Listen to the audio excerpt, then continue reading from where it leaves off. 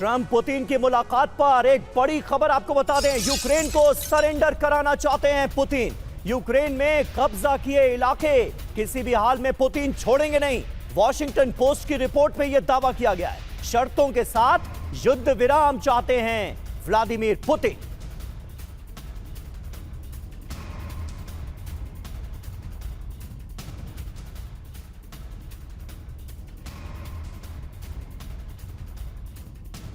Trump का plan क्या है? दरअसल जिस युद्ध विराम का लगातार जिक्र हो रहा है, अब इस पर हम बात करते हैं। और क्यों युद्ध विराम यानी सीजफायर पूरी तरह से असंभव माना जा रहा है, पूरी जानकारी आपके सामने ये देखिए।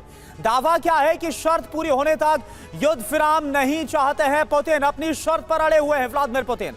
अस्थायी युद्ध विराम को तैयार हो सकते हैं पुतिन, यानी कि एक अल्पकालिक को युद्ध विराम हो सकता है। लेकिन क्या ज़ेलेंस्की तैयार होंगे, यह एक बड़ा सवाल है। यूक्रेन में कब्जाए गए इलाकों को रूस नहीं छोड़ने वाला।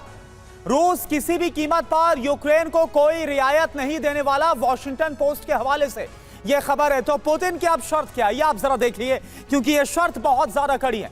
पहली बात क्या है, खैरसॉ हो, ज़ापोरिज़िया, डोनेत्स्क, लुहांस्क, यहां से यूक्रेन पीछे हटे। इसके अलावा नंबर 2, क्रीमिया समेत कब्जा किए गए सभी राज्यों को मान्यता मिलनी चाहिए। ओपी तिवारी सर, ये तो ऐसा लग रहा है कि क्या वाकई में बस मुलाकात का एक जहां पर हम दौर तो देखेंगे, लेकिन इस मुलाकात से कुछ आपको लगता है कॉन्क्रीट निकल कर आएगा?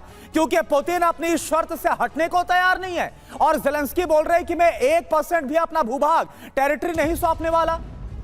करुणा, देखो, पुतिन हटेंगे नहीं हटेंगे ये तो आके बात पता चलेगा, लेकिन ये क्लियर है कि दोनों साइड अपने आप को मजबूत करने की कोशिश कर रही है ताकि वो कुछ बार्गेन कर सके। देखिए, पुतिन का एक और सबसे बड़ा डिमांड है कि वहाँ का जो ये मार्शल लॉ लगा हुआ है जब यूक्रेन में, उसको हटाया जाए, वहाँ इलेक्शन कराया जाए। अगर ये इलेक्शन वाली बात हो जाती है तो हो सकता है पुतिन कुछ छोड़ दे, अपनी शर्तों को कुछ कमी कर सके। और जहां तक पुतिन का सवाल है, रशिया का सवाल है, यूक्रेन में कुछ एरिया कब्जा कर रहा है आगे। जो 4 राज्य आपने बताए, इनको छोड़ के आगे बढ़ रहा है। और प्लस इसके पास ज़ापोरिज़िया और खैरसॉन के कुछ इलाके हैं जो रशिया के पास नहीं है, तो वो चाहेगा कि उस एरिया से वो बार्गेन करे। एक बार्गेनिंग अवश्य होगी। और जहाँ तक डिस्कशन का सवाल है, जैसे पुतिन और ट्रंप मिल रहे हैं, तो विदाउट उनके ज़ेलेंस्की के वो एब्सेंस में ये आगे नहीं बढ़ सकती। तो जैसा यूरोपियन यूनियन चाहता है कि हो सकता है कि ज़ेलेंस्की इसमें शामिल हो, और कहां तक आगे बढ़ती है वो बात देखने की बात आएगी। और नाटो का सवाल है, नाटो में जैसा मनीष जी बता रहे थे, ये 4 प्रमुख डिमांड है। कुछ डिमांड में पुतिन कुछ तो छोड़ेंगे अवश्य।